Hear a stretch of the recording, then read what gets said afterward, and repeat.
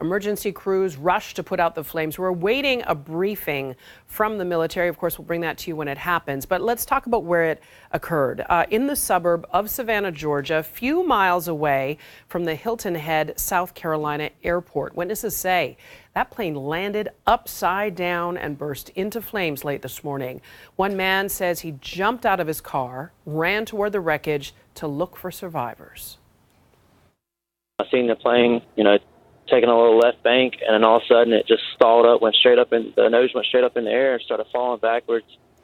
I was probably about 25, 30 yards from where it actually hit the ground. It was like a big explosion. It shook me up, shook my car. I had to slam on brakes. It was the most terrifying thing I've ever seen.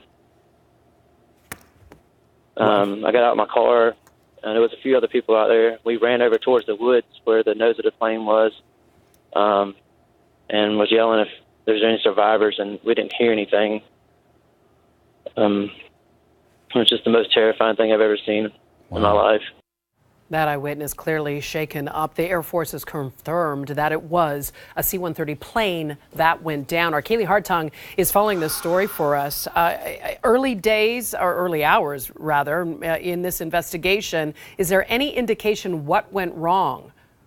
At this time, there is not, Michaela. This crash happened about 3.5 hours ago. This C-130, part of the Puerto Rican Air National Guard fleet, was taking off from a U.S.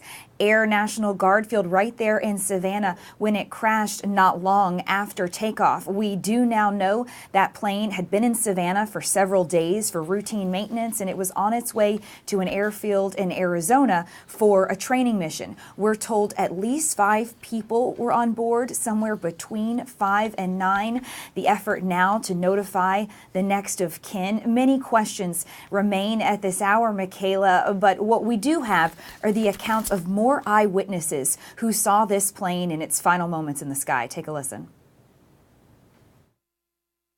When I look to the left and I see a big plane in the air, big Army plane, and it just started to the left, slowly going to the left, and it just went upside down on its back.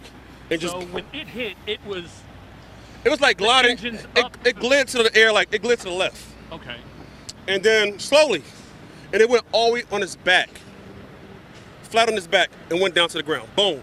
I didn't hear any explosion, but I seen over the trees right there, I can see the flames in the air. And from the flames, I seen a lot of black smoke, white smoke on top.